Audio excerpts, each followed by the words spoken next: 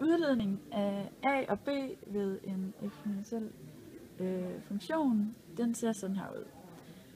Vi starter med at se på formlen for eksponentiel vækst, som ser på følgende måde. Vi har et begyndelsesværdi b, og vi har grundtallet a, som har x-værdien, som er ophævet x-værdien. Og hvis man ser på grafen for eksponentiel vækst her, så vil b være her, og a, det er udtrykket sådan procentvise stigning hver gang x vokser med 1. Eller aftagende, det kommer an på om a-værdien.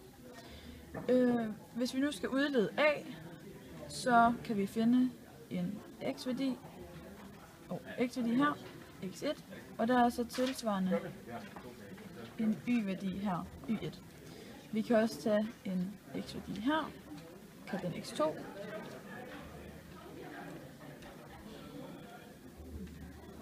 og en y-værdi her, som så bliver y2. y2 her, det svarer til f af x, og y1, det er så også f af x, bortset fra at x-værdien så er henholdsvis 1 og 2. Det ser sådan her ud, at y1, det er lige med f af x1, sådan der. Og så y2 er lige med f af x2.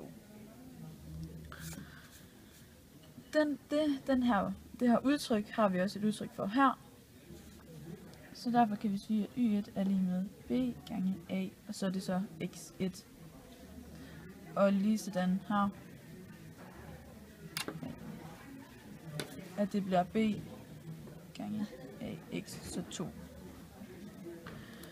Nu skal vi så prøve at finde et udtryk for a, og det kan vi gøre på forskellige måder. Vi kan få den gode idé, at vi tager og dividerer de to y-værdier. Og det svarer jo så også til at dividere udtrykkene.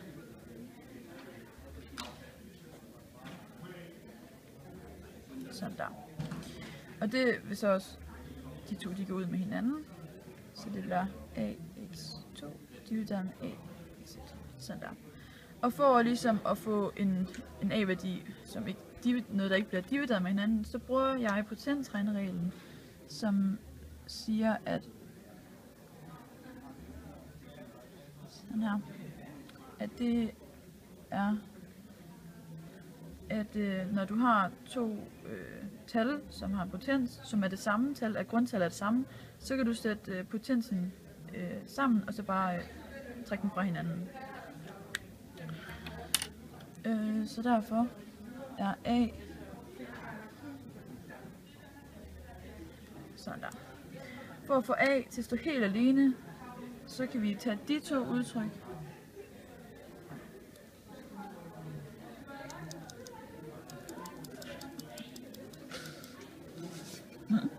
de to y1 er lige med a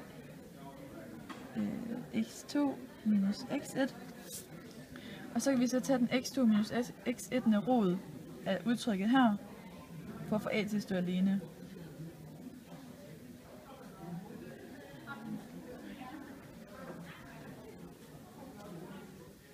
Sådan der. Så har vi et udtryk for a. Et udtryk for b, det tager vi ud fra den her formel, udtrykket her, hvor vi isolerer b ved at dividere med ax1 på begge sider.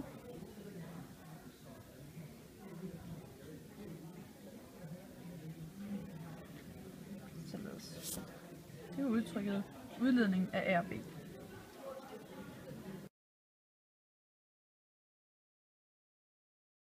Jeg vil bevise fordoblingskonstantens formel. Når man så har en eksponentiel udvikling, kan man i nogle tilfælde finde en fordoblingskonstant. Og en eksponentiel udvikling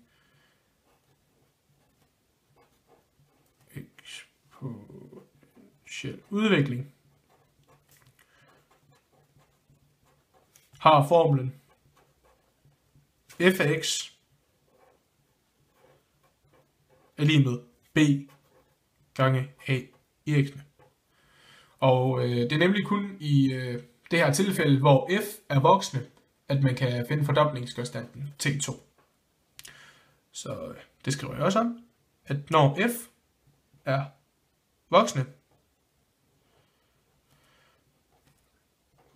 så kan man finde fordoblingskonstanten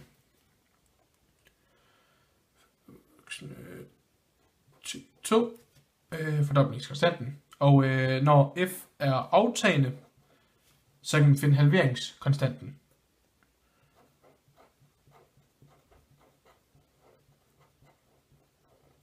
Så er det t antal. Godt. Og nu vil jeg så vise det her på en graf.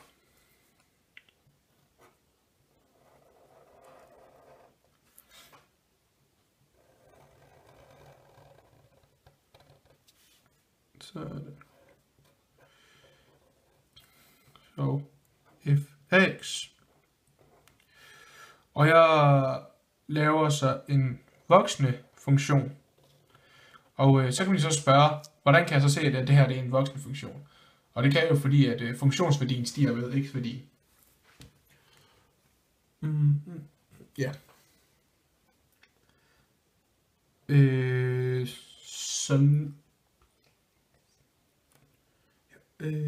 Så nu laver jeg lige et punkt her. Jeg skal lige huske pilene. Det er vigtigt. Så nu fandt jeg bare et tilfældigt punkt her på den her voksne funktion. Og lavede et punkt, og den kalder jeg så x1. Og funktionsværdien for x1, den er her.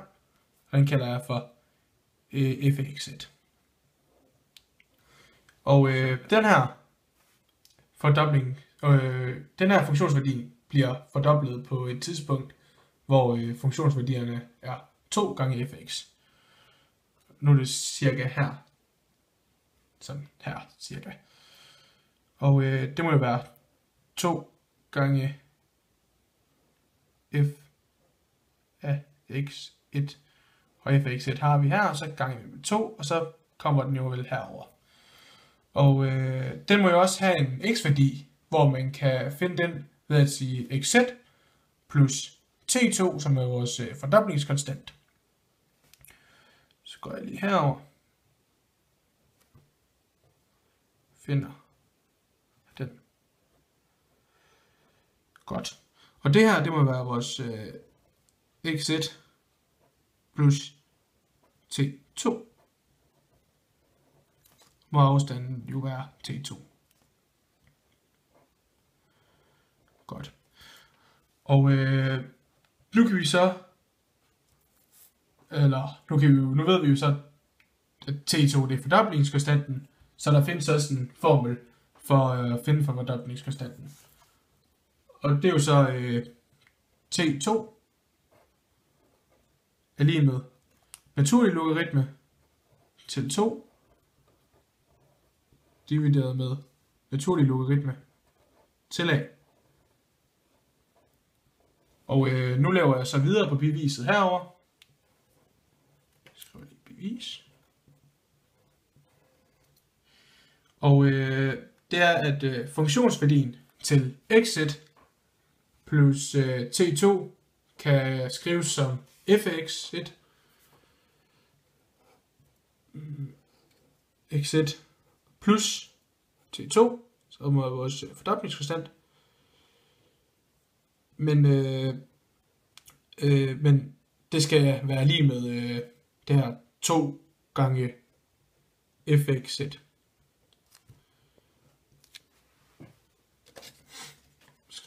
Sådan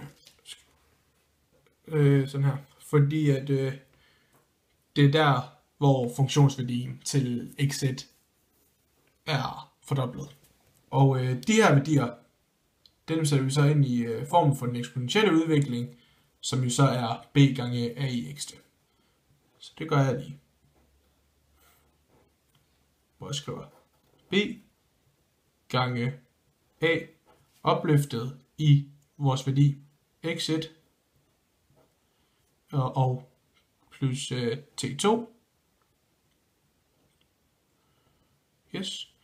Og igen, så skriver jeg 2 gange, og i stedet for f af x1, skriver jeg b gange a x1. Og nu bruger vi så en regneregel, som siger, a i p'ene plus q'ene er lige med ap a i p'ene gange a i q'en. Og den bruger vi så her i den her formel. B gange a x1. Og nu får jeg jo så t2 adskilt, så får jeg a i t2 lige med, og der er jo ikke sket noget her, så 2 gange p gange a x1. Og nu skal jeg så dividere b gange a x1 gange a t2, og det samme skal jeg gøre her, fordi at når man gør det på den ene side, skal man også gøre det på den anden side. Så dividerer jeg.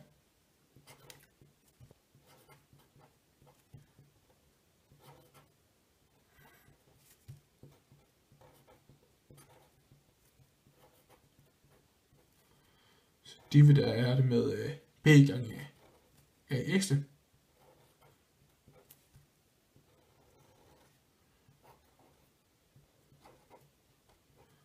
Og på den her måde, så får jeg så fjernet b gange ax her og der. Og her og der. Yes. Og tilbage har jeg jo så a opløftet i t2 er lige med 2. Godt. Og nu bruger jeg så naturlig logaritmen til de her tal. Så jeg får den til ln til a t2 er lige med ln til 2. Og det er nu, jeg bruger en anden regneregel, som så er ln a opløftet i p, som må være det samme som p gange ln til a. Og på den måde, så får jeg så t2 ned. Så får jeg til t2 gange med den naturlige logaritme a er lige med naturlig logaritme til 2. Og nu dividerer vi den naturlige logaritme til a på begge sider af lighedstegnet. Så derfor får vi, at t2 er lige med naturlig logaritme til 2 divideret med naturlig logaritme til a. Og den stemmer jo også meget overens med den formel, vi har skrevet til at starte med, fordi det her det er formelen for dynamisk konstanten. Og hermed er den så bevist,